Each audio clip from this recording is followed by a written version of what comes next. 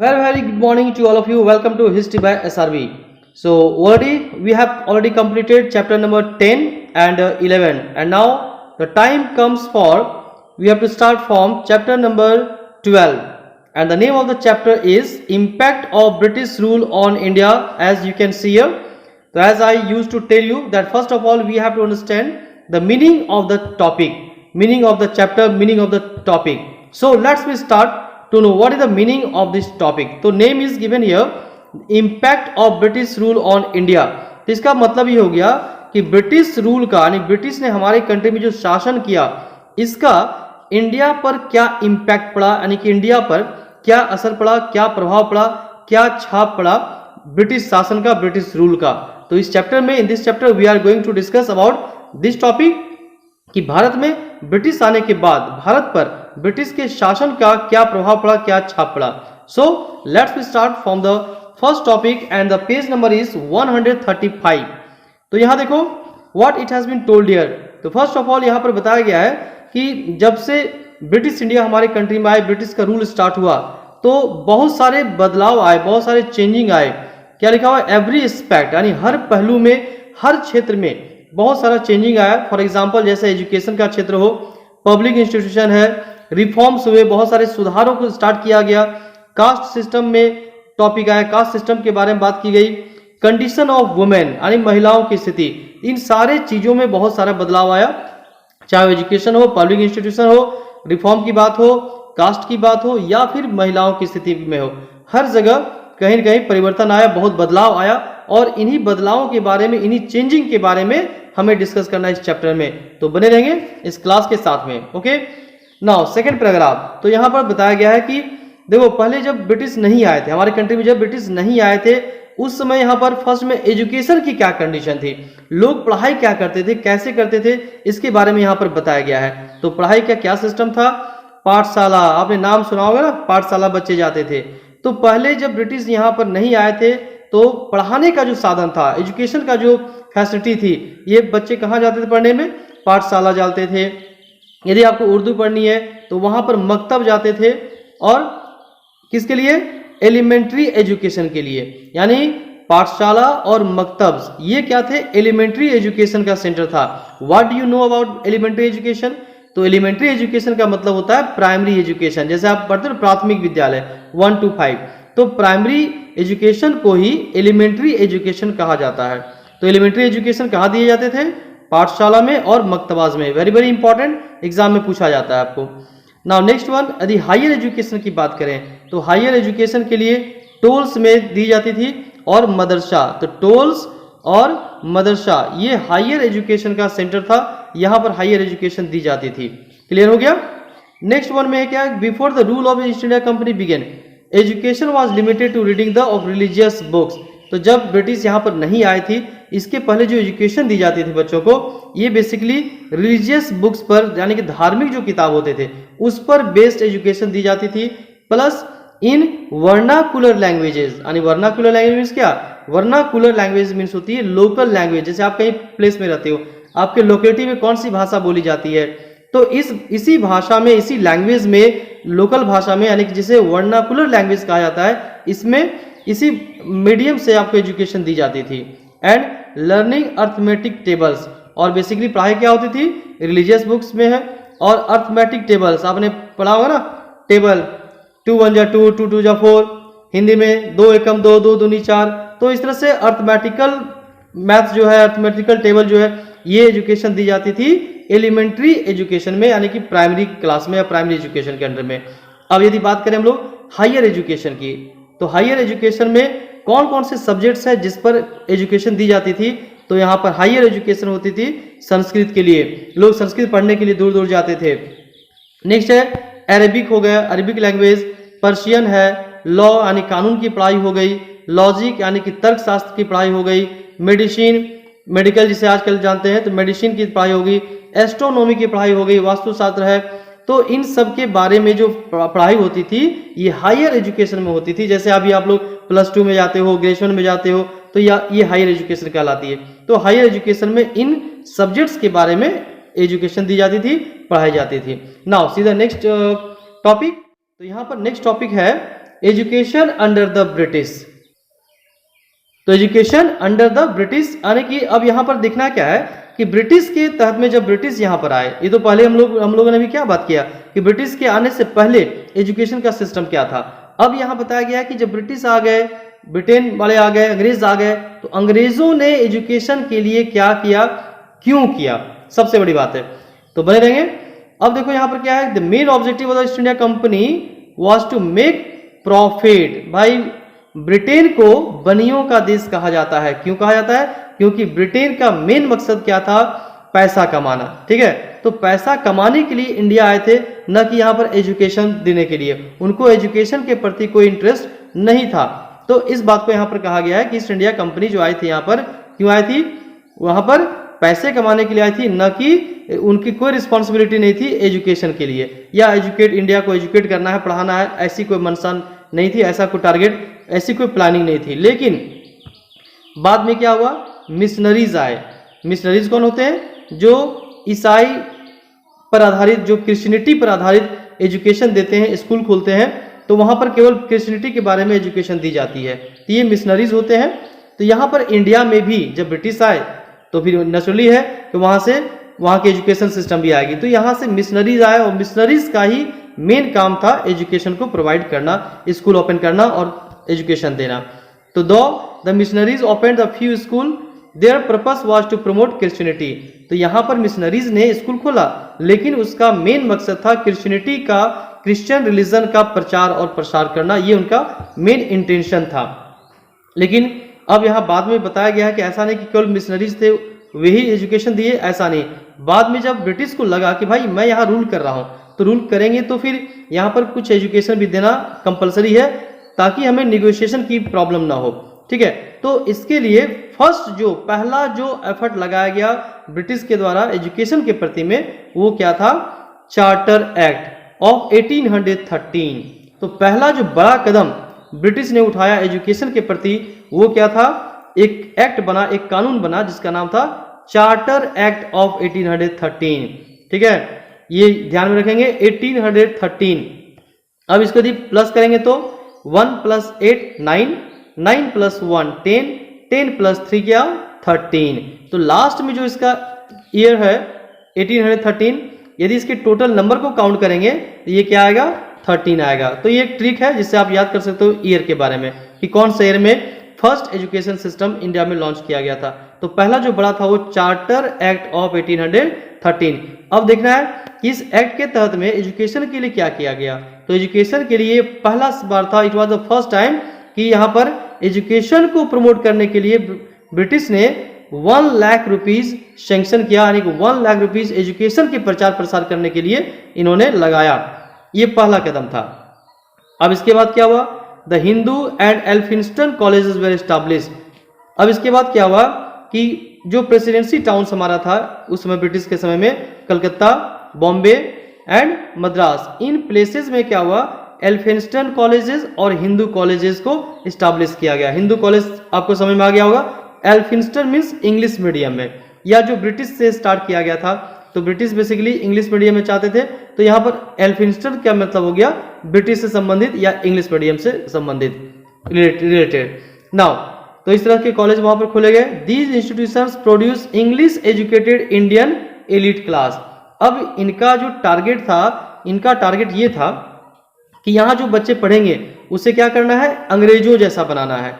Indian रहे but उसका तौर तरीका क्या होना चाहिए, ब्रिटिश के जैसा होना चाहिए, अंग्रेजों जैसा होना चाहिए। Who aped western etiquettes dress and eating habits. वो इंडियन हो बट उसका जो रहन सहन हो, तो तौर तरीका है, उसका पहनावा ओढ़ावा हो, ड्रेस हो, उसकी जो हैबिट्स है, ये क्या होनी चाहिए, ये होनी चाहिए बिल्कुल ब्रिटिश के जैसा होना चाहिए। और इसीलिए ये इस तरह के कॉलेज को ओपन यहाँ पर किया गया। ओके, नाउ हम लोग बढ़ते हैं नेक्स्ट में। नाउ सीधा नेक्स्ट लाइन।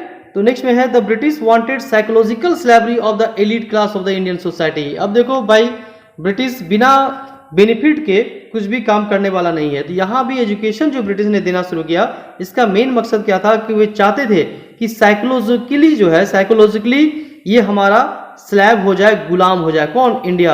यानी यदि हम उसे इंग्लिश को एजुकेशन देंगे, इंग्लिश के तौर तरीकों को सिखाएंगे, तो क्या होगा, दिमाग से ही वो क्या हो जाएगा, साइकोलॉजिकली जो है मन से वो क्या होगा, ब्रिटिश बन जाएगा, ब्रिटिश की तरह सोचेगा, अंग्रेजों की तरह एक्ट करेगा। तो भले वो इंडियन होगा बट उसका तौर तरीका क्या होगा, इंग्लिश जैसा हो जाएगा, अंग्रेजों की तरह हो जाएगा। फिर हमें बाई फोर्स उसे गुलाम बनाने की जरूरत नहीं है, ठीक है। तो ऐसा चाहते थे कौन, ब्रिटिश, कि वो हमारा गुलाम बने। अभी तो ऐसे स्लैब है ही, मन से भी हमारा गुलाम बन जाए। तो जो पढ़े, एलिट क्लास का मतलब होता है जो पढ़े लिखे लोग हैं, पैसे वाले हैं, सभ्य लोग हैं, तो इन ग्रुप को वो चाहते थे कि ये बिल्कुल जस्ट अंग्रेजों के जैसा बिहेव करे, और इसके लिए क्या था, उन्हें एजुकेशन इंग्लिश मीडियम में देनी थी। नाउ इन 1835, अब देखो 1835 की बात की गई है। इन 1835 थॉमस मैकाले, जो कि लेजिस्लेटिव काउंसिल का मेंबर था, उसने क्या कहा था, सुनो गौर से सुनो, इसे क्या कहा था, we must do our best to form a class who may be interpreters between us and the millions whom we govern. इसने कहा था कि भाई हम लोग अभी इंडिया में राज करते हैं, ठीक है, तो अब इंडियन, तो अगर इंग्लिश, यदि इंडियन को इंग्लिश पता नहीं होगा, तो यदि कुछ इंप्लीमेंट करना है, हमारी अपनी ओपिनियन को बताना है इंडियंस को, तो how we can express our opinion to Indians, हम अपनी बातों को इंडियंस से कैसे पहुंचा सकते हैं। तो इसके लिए हमें एक ग्रुप तैयार करना होगा जो इंग्लिश की जानकारी रखे और हम अपनी बातों को इसके माध्यम से जनता तक पहुंचा सके। इसके लिए क्या होगा, इंग्लिश मीडियम में एजुकेशन देना जरूरी है और हमें एजुकेट करना होगा। हमें इंटरप्रेटर चाहिए, ठीक है, जिस पर हम शासन करते हैं, उसके बीच में और हमारे बीच में। ऑफ अ क्लास, तो a class of person Indian in blood and colour but English in taste and opinion. क्या कहा मैकाले ने, कि हमें ऐसे ग्रुप तैयार करने हैं इंडिया में, इंडियन लोगों को ऐसा बना देना है जो पर्सन तो इंडिया का हो, इंडियन हो, भारतीय हो, लेकिन वो खून से भी इंडियन हो, लेकिन उसका जो कलर है, सॉरी, उसका जो टेस्ट है और ओपिनियन है, यानी उसका जो विचार है, उसका जो मत है, ये कैसा होना चाहिए, ये ब्रिटिश की तरह होना चाहिए। तो ऐसे समाज, ऐसे सोसाइटी को हम क्रिएट करना चाहता हूं। किसने कहा था, लॉर्ड मैकाले ने, ठीक है। यानी फुल्ली आपको स्लैब बनाने का, आप स्लैब बनाने की प्लानिंग थी, psychological. Now see the next one. तो नेक्स्ट यहाँ जो टॉपिक इसमें कहा गया है कि the British decided to take steps in the fields of education in India. तो अब ध्यान गया ब्रिटिश का कि अब हमें क्या करना है, एजुकेशन देना है, अब इंडियन को एजुकेट करना है। तो फिर यहाँ पर एजुकेशन स्टार्ट की गई। बट जब इन्होंने डिसाइड किया, ब्रिटिश ने डिसाइड किया कि अब हमें एजुकेशन देनी है, तो यहाँ पर एक कंट्रोवर्सी हुई, एक यहाँ पर विवाद उत्पन्न हो गया, कंट्रोवर्सी हुई। क्या कंट्रोवर्सी हुई, देखें यहाँ पर किसके बीच में कंट्रोवर्सी हुई, ओरिएंटलिस्ट और एंग्लिसिस्ट। अब आपको जानना होगा कि what is orientalist and what is Anglicist. तो यहाँ पर ओरिएंटलिस्ट ऐसे लोग थे, इंडियन लोग थे, जिन्होंने कहा कि ये एजुकेशन आप जो देंगे, ब्रिटिश जो देंगे हमें, वो मीडियम क्या होगा, हिंदी मीडियम होगा या फारसी होगा या उर्दू होगा, इन्हीं लैंग्वेज में आपको एजुकेशन देनी होगी। तो जो जिन्होंने इन लैंग्वेज को सपोर्ट किया, those people known as orientalist. और वैसे लोग जिन्होंने कहा नहीं भाई, जो एजुकेशन मैं दूंगा वो इंग्लिश में होगी, तो वैसे लोगों को कहा गया एंग्लिसिस्ट। तो एंग्लिसिस्ट कौन थे, who are Anglicist, basically British. तो ब्रिटिश जो थे ये एंग्लिसिस्ट थे, जिन्होंने कहा कि भाई मीडियम क्या होना चाहिए एजुकेशन का, ये इंग्लिश होनी चाहिए। तो this is the difference between orientalist and anglicist. Got it, clear the point. Now next one है, the orientalist favour the traditional system, whatever I told you that it has been explained here, तो English medium. Now next one, Lord Macaulay की यहाँ बात की गई है। तो Lord Macaulay supported the anglicist as the British wanted a class of Indian who would act as a link between the rulers and ruled. तो यहाँ पर जो एंग्लिसिस्ट के विचारधारा वाले लोग थे, जिन्होंने कहा कि इंग्लिश मीडियम एजुकेशन होनी चाहिए, इनका समर्थन किसने किया, लॉर्ड मैकाले ने किया। तो लॉर्ड मैकाले ने कहा ठीक है भाई, इंग्लिश में ही एजुकेशन होनी चाहिए। Now see the next one. Now next one कि he also believed that teaching of western education through English medium would civilise the people of India. तो लॉर्ड मैकाले का यह भी कहना था कि यदि इंग्लिश मीडियम में एजुकेशन अगर दी जाती है तो इससे क्या होगा कि इंडियन पीपल को सिविलाइज बनाया जा सकता है, सभ्य बनाया जा सकता है। इसका मतलब लॉर्ड मैकाले के मन में था कि इंडियन लोग जो होते हैं वो सिविलाइज नहीं है, सभ्य नहीं है। तो इंग्लिश मीडियम में यदि एजुकेशन दी जाएगी तो यहाँ के लोग क्या होंगे, सिविलाइज होंगे, सभ्य हो जाएंगे। तो it was the opinion of Lord Macaulay. Now next one में कि this would change their taste, value and cult and develop the taste of desire for the British commodities, and thus they could earn lots of profit. अब फिर देखो क्या आ गई, profit की यहाँ पर बात आ गई। प्रॉफिट को ब्रिटिश नहीं छोड़ सकते हैं ना, तो यहाँ पर ये बताया गया कि यदि इंग्लिश डेवलप की जाएगी तो इंग्लिश की तरह यानी अंग्रेजों की तरह एक्ट करेंगे। जो इंडियन है उसका खान पान का चेंज होगा, टेस्ट चेंज होगा, तो इससे क्या होगा, जो ब्रिटिश का जो प्रोडक्ट है, जो ब्रिटिश लोग यूज करते हैं, वो उन चीजों की डिमांड इंडिया में बढ़ जाएगी। और फिर क्या होगा, उसकी जब डिमांड बढ़ेगी तो ह्यूज प्रॉफिट वे लोग कमाएंगे। कौन, ब्रिटिश। तो देखो कितनी फार साइटेड ब्रिटिश थे, कितनी लंबी दूरी तक वे लोग सोचते थे। तो यहाँ पर एजुकेशन को भी एक पैसे कमाने का, एक प्रॉफिट कमाने का जरिया बनाया, किसने, ब्रिटिश ने। तो इसी तरह से आप लोगों को क्या करना है, फार साइटेड बनना है, दूर दृष्टिकोण रखनी है। Which was the main objective, तो मेन ऑब्जेक्टिव क्या था ब्रिटिश का, पैसे कमाना था, और उन्होंने किया। नेक्स्ट में है, अब देखो नेक्स्ट जो एक एजुकेशन कमीशन आता है चार्टर एक्ट के बाद में, वो दैट इज 1854 वुड्स डिस्पैच। तो अगला जो कमीशन है वो क्या है, वुड्स डिस्पैच ऑफ 1854। ये इशूड बाय चार्ल्स वुड। किसने इशू किया, चार्ल्स वुड ने किया, चार्ल्स वुड ने इसे इशू किया। अब इसमें टर्म्स कंडीशन क्या था, देखो टर्म्स कंडीशन क्या था, क्या क्या बदलाव लाया एजुकेशन के क्षेत्र में, एजुकेशन पॉलिसी में क्या क्या इंप्लीमेंट किया ब्रिटिश ने। तो इसमें बताया गया है कि it gave detail plan for separate education of separate department of education. तो पहला जो स्टेप लिया गया वुड्स डिस्पैच के अनुसार, वो फर्स्ट में क्या था कि एजुकेशन के लिए सेपरेट डिपार्टमेंट बनाया गया है ना।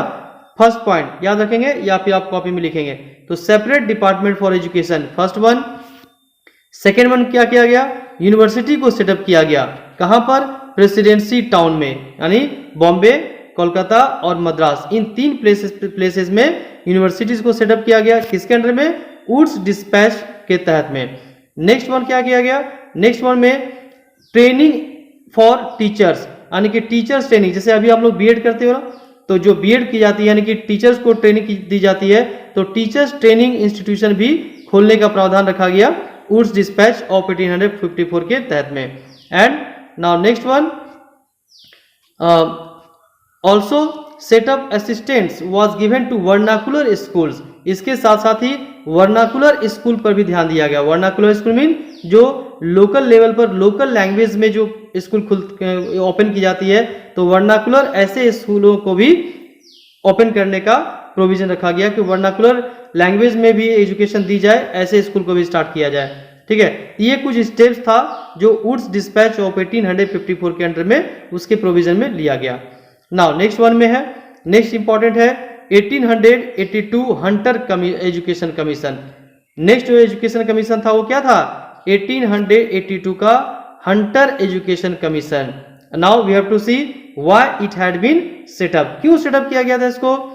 तो it was set up was appointed to look into the non-implementation of Woods Dispatch, position of primary education, secondary education, work of missionaries in the field of education and vocational training in secondary education। तो इतना target था किसका, Hunter education commission का।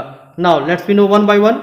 तो यहाँ पर first में जो टारगेट था कि क्या था कि जो वुड्स डिस्पैच जो इंप्लीमेंट किया गया था 1854 में, तो वुड्स डिस्पैच ने क्या वर्क किया, प्राइमरी एजुकेशन को लेकर क्या काम किया, तो इसके वर्क को भी चेकआउट करना था, किसको, हंटर कमीशन को। नेक्स्ट टारगेट था सेकेंडरी एजुकेशन को देखना था, मिशनरीज जिसे कहा गया था कि आप एजुकेशन देना है पूरे कंट्री में, और लोगों को धर्म परिवर्तन, धर्म जो ईसाई धर्म होता है इसके बारे में प्रचार प्रसार करना है एजुकेशन के हेल्प से। तो ये मिशनरीज किस प्रकार से काम कर रहे हैं, हाउ दे आर वर्किंग, इसे भी चेकआउट करना था। एंड इंडियंस को वोकेशनल ट्रेनिंग यानी कि व्यावसायिक शिक्षा, जैसे आप क्लास 10 में पास करने के बाद आईटीआई करते हो, पॉलिटेक्निक में एडमिशन लेते हो, this is called vocational training, यानी कि अर्न करने के लिए जो भी ट्रेनिंग दी जाती है, पढ़ाया जाता है, that is called vocational training. तो यहाँ पर वोकेशनल ट्रेनिंग पर भी जोर दिया गया, इसके द्वारा हंटर एजुकेशन कमीशन के अंडर में। तो हंटर एजुकेशन कमीशन के अंडर में ये भी देखा गया कि वोकेशनल ट्रेनिंग की क्या कंडीशन है और वोकेशनल ट्रेनिंग को किस प्रकार से दिया जा सकता है इन सेकेंडरी एजुकेशन। तो these were the steps under Hunter Education Commission. And now next one, it has been told about Lord Curzon। अब यहाँ देखो लॉर्ड कर्जन के बारे में बात की गई है जो उसमें वायसरॉय ऑफ इंडिया थे। ठीक है, तो लॉर्ड कर्जन ने क्या कहा, revised whole system of education, इसने क्या किया, एजुकेशन सिस्टम में बहुत सारा बदलाव लाया। किसने, लॉर्ड कर्जन ने। This person is Lord Curzon. इसने क्या किया, इसका मानना था इनका कि because he believe that educational institution in India were producing political revolutionaries. अब लॉर्ड कर्जन का ऐसा मानना था कि जो इंडिया में एजुकेशन हो रही है इससे पॉलिटिकल रिवोल्यूशनरीज की मात्रा बढ़ रही है, उसकी उन ऐसे लोगों की संख्या बढ़ रही है जो राजनीतिक आंदोलन में इंस्पायर हो रहे हैं या ऐसे एक्टिविटीज में इंगेज हैं। तो उन्होंने क्या किया, लॉर्ड कर्जन ने क्या किया कि with this view the Indian universities act of 1904 was pass to check the growth of higher education in India. अब हायर एजुकेशन जो है इसका कैसे विकास हो रहा है या क्या ग्रोथ हो रहा है, क्या पढ़ाया जा रहा है, क्या बताया जा रहा है लोगों को, तो इसके लिए एक एक्ट बनाया गया जिसका नाम था, that's name was Indian universities act 1904।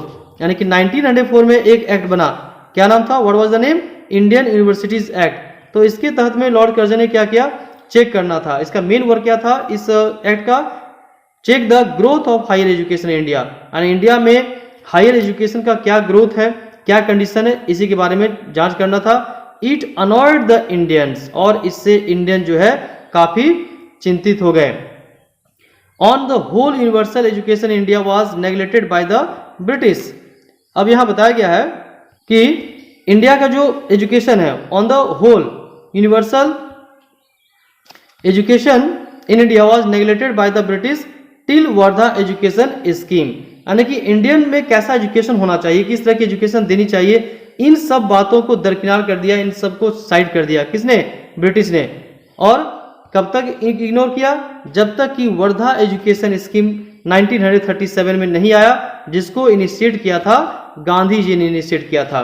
तो अब जो है इंडियन एजुकेशन पर भी ध्यान दिया गया, और he believe that the Indian English education created a sense of inferiority and developed master slave mentality among the Indians. तो गांधी जी को ऐसा लगा कि जो इंग्लिश में पढ़ाई हो रही है, इंग्लिश एजुकेशन जो दी जा रही है, या ब्रिटिश ने जिस तरह से एजुकेशन प्रोवाइड कर रही है इंडियंस को, इससे लोग मेंटली जो है मानसिक रूप से ब्रिटिश के गुलाम बनते जा रहे हैं। तो इसे हमें चेंज करना होगा। किसने कहा, महात्मा गांधी ने कहा। So national education system was proposed that would inculcate moral like truth, goodness, justice, sense of self respect and dignity among the Indian masses. तो गांधी जी का कहना था कि हमें एक ऐसी एजुकेशन को देना है, ऐसी एजुकेशन को बढ़ावा देना है जो सच्चाई पर बल देता हो, ट्रुथनेस पर बल देता हो, भलाई पर यानी गुडनेस पर, जस्टिस के बारे में लोग सोचे, अपने रिस्पेक्ट के बारे में, सेल्फ रिस्पेक्ट के बारे में ऐसी कोई मोरल एजुकेशन मिल जाए, और डिग्निटी, आत्मसम्मान की जो बात होती है, तो इंडियन में आत्मसम्मान की भावना जाग सके। तो ऐसे चीज़ों को आगे फोस्टर करने के लिए, बढ़ाने के लिए हमें एक एजुकेशन को प्रोवाइड करना पड़ेगा इंडियन को, ताकि वह मानसिक रूप से अंग्रेजों की गुलाम ना हो जाए। Who told, Mahatma Gandhi told. Now in next में it has been told here कि 1943 the British appointed John Sargent to prepare national system of education. यानी ब्रिटिश ने 1943 में एक जॉन सार्जेंट को अपॉइंट किया, और उसका मेन वर्क क्या था कि नेशनल सिस्टम ऑफ एजुकेशन, यानी देश में किस प्रकार की एजुकेशन दी जाए, इसको आपको प्रिपेयर करना है, तैयारी करनी है। एक तैयार कीजिए लिस्ट या फिर प्रिपरेशन कीजिए कि नेशनल एजुकेशन सिस्टम के तहत में किस प्रकार की एजुकेशन दी जाए। तो इस सिस्टम के तहत, यानी कि नेशनल सिस्टम ऑफ एजुकेशन जो सिस्टम था, इस सिस्टम के तहत जॉन सार्जेंट ने प्रपोजल रखा। क्या प्रपोजल रखा, तो जॉन सार्जेंट ने कहा कि 6 to 14 ईयर्स के जितने सारे बच्चे हैं, जो भी स्टूडेंट्स हैं, इन्हें यूनिवर्सल, कंपलसरी और फ्री एजुकेशन प्रोवाइड की जाए। यानी सभी बच्चों को एजुकेशन तो मिले, बट बिल्कुल फ्री मिलनी चाहिए, और ये कंपलसरी होनी चाहिए। यानी कि हर बच्चे पर जोर देना है, मैंडेटरी करना है कि अनिवार्य शिक्षा सभी बच्चों को मिले जो 6 to 14 ईयर्स की ग्रुप वाले हैं।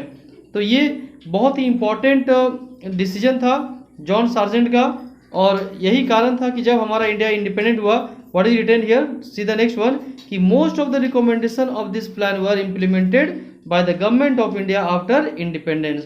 यानी जब हमारा कंट्री इंडिपेंडेंट हो गया, तो ये जो रिकमेंडेशन दिया गया था जॉन सार्जेंट के द्वारा, तो इनके मोस्ट ऑफ द रिकमेंडेशन, यानी अधिकतर जो रिकमेंडेशन था, यानी अधिकतर जो इन्होंने प्रस्ताव रखा था, इन सारे रिकमेंडेशन को इंडिया में इम्प्लीमेंट किया गया। जब हमारा कंट्री इंडिपेंडेंस हुआ, तो गवर्नमेंट ने इन सारे रिकमेंडेशन को, नॉट सारे, अधिकतर जो रिकमेंडेशन था उन रिकमेंडेशन को इम्प्लीमेंट किया गया। तो आज की क्लास यही हम लोग करते हैं।